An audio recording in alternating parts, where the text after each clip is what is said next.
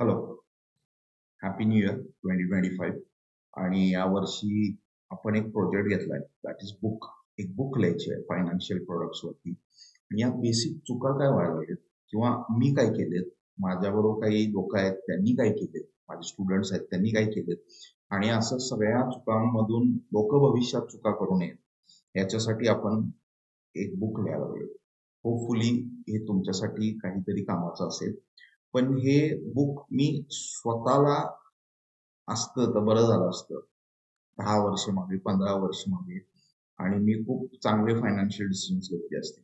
असं मी बुक लिहायला हवे. आतापर्यंत मी किंवा माझ्या ओळखीच्या काही लोकांनी केलेल्या चुका, याचे सोल्युशन्स, आणि नवीन लोकांनी करू नयेत या चुका, तो केला असेल तर रेक्टिफाय करता यावं, यासाठी हे बुक लिहायला. ओके, तर पहिला चॅप्टर ज्यात बरेच लोक असतात, that is ULIP. Banks managers जे आहेत किंवा एजंट्स आहेत, हे सगळे हा प्रोडक्ट पिच करत असतात चांगला म्हणून. पण हा प्रोडक्ट खरोखर चांगला आहे का, हे आपण बघायचं.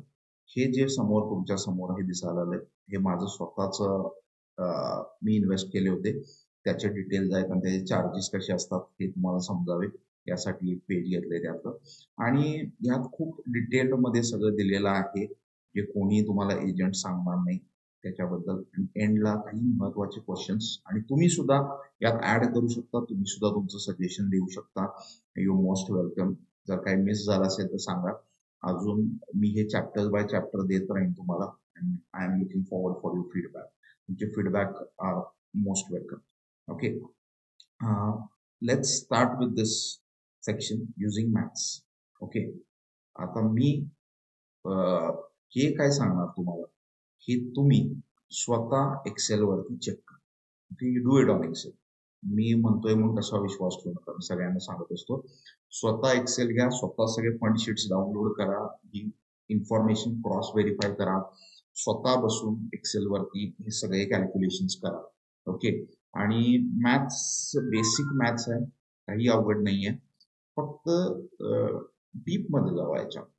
ओके, डीप मध्ये जावा. काही हेल्प लागली माझ्याकडून घ्या, किंवा तुमचे कोण ओळखीचे असतील त्यांच्याकडे पण, तुम्ही मॅथ्सच्या रिलेटेड चांगले असतील किंवा टॅक्स कन्सल्टंट किंवा यात काम करतात, स्वतः तुम्ही एजंट म्हणून जावा कुठेतरी, मला एजंट व्हायचं आहे, क्रॉस व्हेरीफाय करा की इन्फॉर्मेशन, की बाबा खरंच हे असतं काय एवढे चार्जेस, आणि तुम्हाला समजून जाईल. तुम्ही स्वतः एजंट म्हणून जावा. ओके, विल स्टार्ट विथ दिस. तर इथं एक एक्झाम्पल आहे, ऍक्च्युअल एक्झाम्पल आहे, आणि इथून हे डाउनलोड केलेली आहे आपण ही अशी शीट, ही वाली शीट अशी डाउनलोड केलेली आहे. रिसेंट आपण अगदी 2024 पर्यंत, ऑगस्ट पर्यंतची डाउनलोड केलेली आहे. ओके, आणि हिअर इट इज. आणि हे एवढं इनपुट आहे, आणि त्याच्यामधून आपण आउटपुट्स बघू काय करायचे. आता या माणसाचं एक ओव्हरव्ह्यू आहे इथे, मी तुम्हाला डिटेल्स मध्ये जाणार नाही आहे कुठल्या कंपनीचं आहे काय आहे, बिकॉज त्याच त्या पडायचं नाही आहे मला. सगळ्यांचे एकच असतात जवळपास प्रोडक्ट, हे 99.99 सगळ्यांचे सेम प्रोडक्ट असतो. ओके, तर इथे आपण हे काही त्यांचे ओव्हरव्ह्यू मध्ये फंड चार्जेस हे त्यांनी दिलेले आहेत, हे कम्प्युट केलेले आहेत. आपण इथे काही चेक केले हे चार्जेस, इथे फक्त डिस्क्रिपन्सी येते, इथं फक्त वेगळे वेगळे आहेत.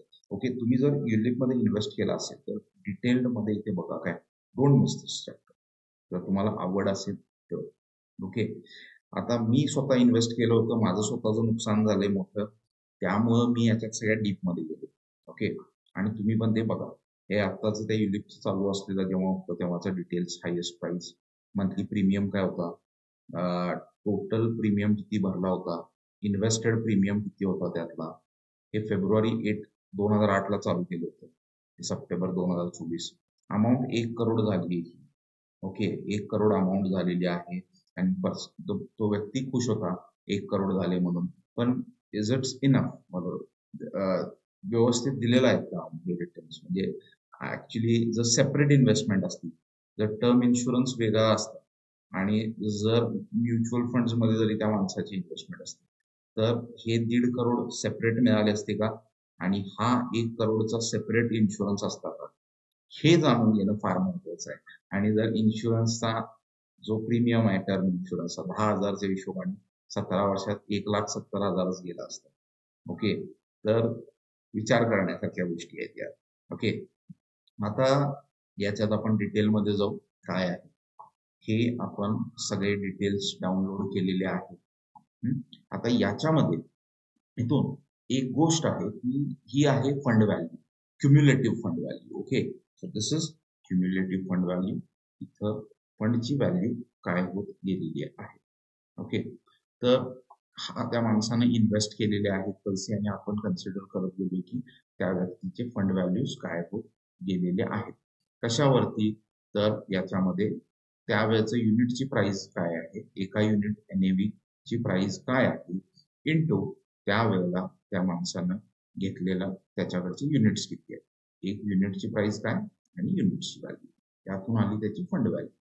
आता आपण जे माझ्याकडून शिकलाय त्यांना TER माहित आहे, म्युच्युअल फंडचं. असंच इकडे फंड मॅनेजमेंट चालू असतो.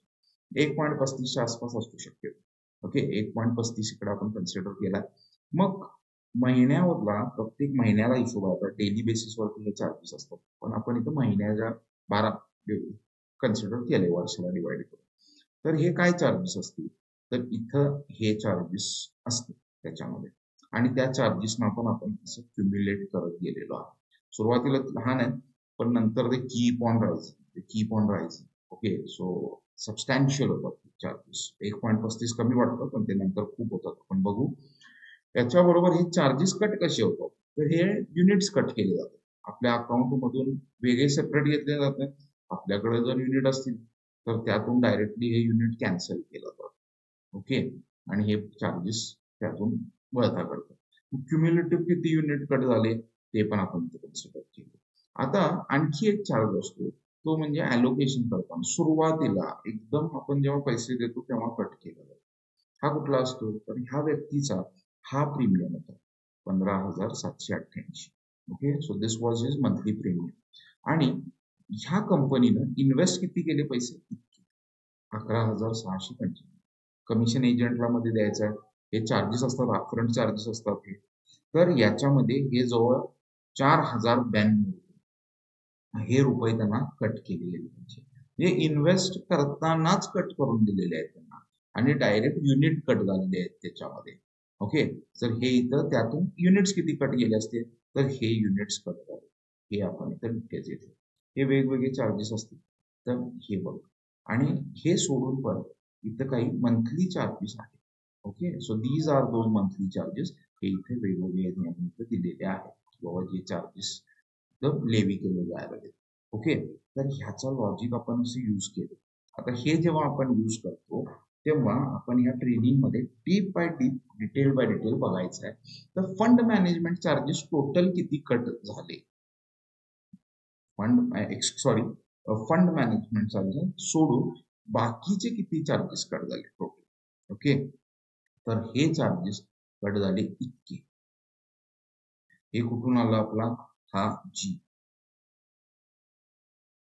सो दिस थिंग, हा जो कट आला, हा बाबा किती चार्जेस मध्ये कट केले, तर इथून हे आपण किती युनिट्स कट केले ते इथून चेक केले. यानी मंथली चार्जेस वरती किती युनिट कट केले, तर हे इतके युनिट कट केले. हे किती वर्थ आहे, तर 18,25,000 पर्यंत. 18,25,000. फंड मॅनेजमेंट चार्ज मुळे किती युनिट कट झाले माझे, तर हे युनिट्स कट झाले इतके 7,457. तर यांची आजची प्राइस काय होती, 12 लाख. ओके, 12 लाख रुपीजचं नुकसान झालं. या दोघांचं टोटल इथं गेलं आपण की बाबा राहिलेले किती, सॉरी याच्याबरोबर टोटल इथे आहे, पण याच्यावर आणखी एक चार्ज आहे, तो म्हणजे इथं प्रीमियम ॲलोकेशन, जो आपण बघितलं सुरुवातीला चार्ज घेतला. ओके, जे इथं ही अमाऊंट होती 15,800 आणि ही इन्व्हेस्टेड अमाऊंट होती. ओके, सो ह्या व्यक्तीच्या हे जे सुरुवातीला चार्ज होतं त्याचं जर टोटल केली तर बाबा किती युनिट्स कॅन्सल झाले, तर हे इतके युनिट्स कॅन्सल झाले त्या व्यक्तीचे, 14,000 units. So that's worth 23 lakhs, 23 lakh worth आहे. ओके, तर टोटल किती चार्ज लागला सगळ्यांची टोटल युनिट्सना जर आजच्या युनिट प्राइसला जर या युनिट्सनी मल्टिप्लाय केलं तर 53,33,000चं नुकसान आहे. 53,33,000 रुपयेचं नुकसान आहे. Okay. And so this comes to like huge, like 1.5 crore असते त्याच्या जागी 1,01,000 रुपये आहे तिथे. ओके. आणि एक महत्वाची गोष्ट मला सांगायची, इफ इफ जर इफ जो इन्शुअर्ड अमाऊंट आहे, ओके, हिच्यापेक्षा जर फंड व्हॅल्यू, जी तुमची फंड व्हॅल्यू आहे ती कमी असेल, जर इन्शुअर्ड अमाऊंट इथं जी 1 करोड आहे, इन्शुअर्ड अमाऊंट 1 CR, ही कमी आहे 1,01,000 पेक्षा, 1,01,000 जी फंड व्हॅल्यू आहे पेक्षा, तर देन तुमचा काही तुम्हाला झालं तर तुम्हाला फक्त फंड व्हॅल्यू मिळणार, फक्त फंड व्हॅल्यू. तुम्ही ते खाली दिलेलं बुक वाचा, ते चॅप्टर वाचा बुक मधला, तुम्हाला कळेल. ह्यातलं जे काय मोठं असेल, जे काय जास्त असेल, जर उलट असेल, इफ इट्स अपोजिट, जर इन्शुअर्ड अमाऊंट ही फंड व्हॅल्यू पेक्षा जर जास्त असेल, देन यू विल, किंवा इथं आपण एल्स म्हणून, एल्स जर उलटा असेल, एक्झॅक्टली उलटा असेल, तर तुम्हाला फक्त इन्शुअर्ड अमाऊंट मिळेल.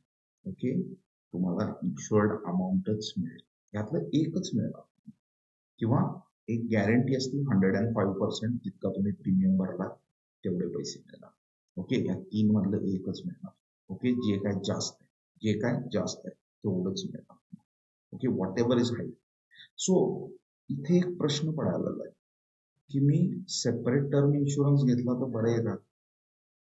10,000 20,000 असेल तरी किती होणार? 17 वर्षाची 3,40,000 झाले असते, डबल जरी असतं 3,40,000 झाले असते. मग हे टर्म इन्शुरन्स मी सेपरेट केला असता तर माझे हे पैसे म्युच्युअल फंड मध्ये वाचले असते. ओके, हे युनिट्स कॅन्सल झाले नसते, मार्केट तर एवढ्या 17 वर्षात कुठं गेले त्याचा आणि याचा काहीच संबंध नाही. सेकंड गोष्ट एक महत्वाची मी तुम्हाला सांगतो, ती म्हणजे हा नंबर 1 पॉईंट सेपरेट पाहिजे. दुसरा point,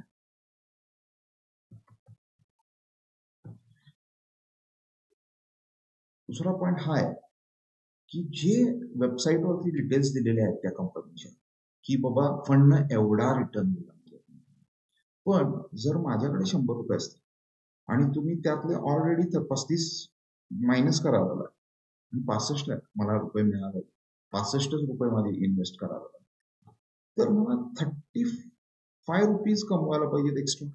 I need to earn 35 rupees. मला 35 रुपीज मिळायला पाहिजे, म्हणजे मला रिटर्न मिळायसाठी 54% ROI ऑलरेडी कमवायला पाहिजे, तरच मला रिटर्न काहीतरी मिळणार आहे. बिकॉज हे कमिशन एजंट्स, हे मधले चार्जेस, हे सगळे कट व्हायला लागले, म्हणून हे बँक्स वगैरे आपल्या मागे युलिप होतात, म्हणून हे सगळे मागे लागले, युलिप घ्या, खूप चार्जेस आहेत. सो हे चार्जेस अपफ्रंट कट व्हायला लागले तुमच्या अकाउंट. ओके, आणि इन्व्हेस्ट इतकेच झाले होते, हे या व्यक्तीचं खालचं एक्झाम्पल आहे जे झाले होते इन्व्हेस्ट. सो जर 65 रुपीजवर 35 रुपीज मला कमवल्यावरती माझा पहिला रुपये मी कमवणार आहे, तर मला 54% रिटर्न कमवायला पाहिजे. Okay, so you are not beating benchmark. कारण हे जे रिटर्न्स आहेत, जे ते म्हणतात 30% रिटर्न मिळवला, बेंचमार्क 20% होता, 30% रिटर्न, तर हा जो रिटर्न आहे, हा रिटर्न इन्व्हेस्टेड अमाऊंट आहे. Okay, so this return is based on invested amount and it's not on entire amount. तर तो एक ट्रिकी पार्ट आहे, म्हणून हा टॅक्स फ्री प्रोडक्ट आहे. का ऑलरेडी तुम्ही रिटर्न्स कमवत नाहीये, त्यावर आणि काय टॅक्स लावणार तुम्हाला. Okay, so these are details. आपला जो फिनोलेज ट्रेनिंग प्रोग्राम आहे, त्यात मी हे सगळं तुमच्याबरोबर डिटेल्स शेअर करतो. आपण बसून किती तास लागू दे, 1 तास लागू दे का 8 तास लागू दे, आपण बसू, आपण विल डिस्कस दिस. तुमचे स्वतःची इन्व्हेस्टमेंट असेल, analyse it, cross verify it. Okay, मी कितीतरी लोकांच्या बरोबर हे शेअर केले, त्यांचे पर्सनल अनुभव चेक केलेत, माझ्याकडे बरेच एक्झाम्पल्स आहेत. सो इथे हा एक एक्झाम्पल मी तुम्हाला दाखवलं. आणि इथे जाताना एक गोष्ट सोल्युशन लक्षात ठेवा, टर्म इन्शुरन्स सेपरेट घ्या. ओके, सोल्युशन लाईज हिअर, इथं लिहितो मी separate term insurance. Okay, so that is one thing, separate term insurance. And separate investments. Okay, तुमचे जे काही इन्व्हेस्टमेंट्स आहेत always keep them separate. Okay, same ठेवू नका त्यांना. Okay, so that is one thing I like to tell. आणि share it with friends. आणि ह्यातलं जे काही तुम्ही डिटेल्स सांगितलेले आहेत ते तुमच्या क्रॉस व्हेरीफाय करा. हे तुम्ही स्वतः डाउनलोड करून वेगवेगळ्या कंपन्यांचे डिटेल्स तुम्ही स्वतः इन्व्हेस्ट केला असेल तर चेक करा. तुम्हाला काय चार्जेस आहेत, तुमचे काय प्रोडक्ट तुम्ही किती भरलाय. Okay, and we are looking forward for this. जास्तीत जास्त लोकांपर्यंत करा. कारण लोक गरीब व्हायला लागले या प्रोडक्ट्समध्ये इन्व्हेस्ट करून. ओके, माझं स्वतःच किती नुकसान झालंय मला माहित आहे. ओके, या प्रोडक्टमध्ये इन्व्हेस्ट करून. ओके, सो आय नो की कुणाचं होऊ नये, that is what I feel. आणि कुणाचं नुकसान होऊ नये. फक्त एजंटला काही कमिशन मिळतं म्हणून तो आपल्याला सेल करायला आहे हा प्रोडक्ट. आणि आपलं नुकसान झालं असेल तर पुढच्या लोकांचं हे नुकसान व्हायला इच्छा आहे. Okay, thank you.